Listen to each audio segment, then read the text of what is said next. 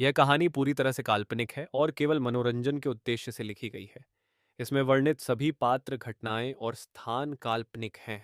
यदि किसी घटना या पात्र की समानता वास्तविक जीवन से होती है, तो यह मात्र संयोग है।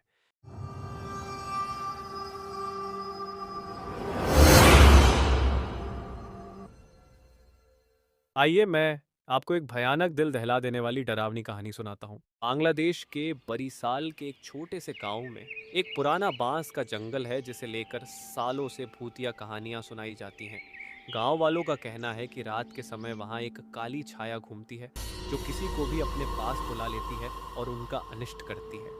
2015 में हुई एक घटना ने इस डर को और भी गहरा कर दिया। गांव के एक कोने में बांस का जंगल लगभग 50 साल पुराना है। लोगों का मानना है कि कई साल पहले एक महिला ने इस जंगल में आत्महत्या कर ली। तभी से इस जगह को अशुभ माना जाने लगा। गांव के बुजुर्ग कहते हैं कि रात में इस जंगल के पास कोई नहीं जाता, क्योंकि वहां अजीब चीजें होती हैं। 2015 की एक रात गांव के 3 दोस्त, आरव, गौरव और रोनी, ने हिम्मत दिखाने और रहस्य सुलझाने के लिए बांस के जंगल में जाने की ठानी। गांव के बड़े बुजुर्गों ने उन्हें ऐसा करने से रोका, लेकिन वे नहीं माने। रात के करीब 11 बजे तीनों ने जंगल में कदम रखा। शुरू में सब कुछ सामान्य लग रहा था, लेकिन कुछ ही देर में उन्होंने जंगल के भीतर से एक हल्की रोशनी देखी। वह रोशनी धीमे धीमे तेज होती जा रही थी। आरव ने आगे बढ़ने की कोशिश की। तभी उन्होंने किसी को अपना नाम पुकारते सुना। आवाज बहुत धीमी और स्त्री स्वर में थी। आवाज सुनकर उनके रोंगटे खड़े हो गए। गौरव ने पीछे मुड़कर देखा तो एक काली छाया उनकी ओर बढ़ रही थी। वह छाया इतनी ऊंची थी कि वह इंसान जैसी नहीं लग रही थी। वह धीरे धीरे उनकी तरफ बढ़ती जा रही थी, जैसे उन्हें घेरने की कोशिश कर रही हो।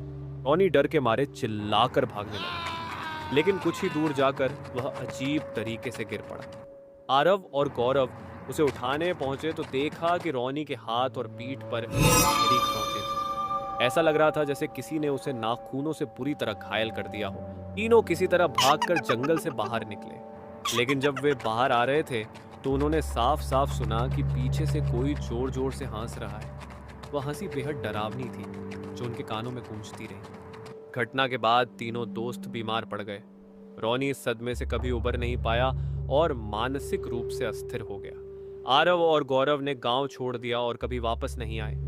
गांव के लोग आज भी मानते हैं कि वह महिला की आत्मा अब भी उस जंगल में भटकती है।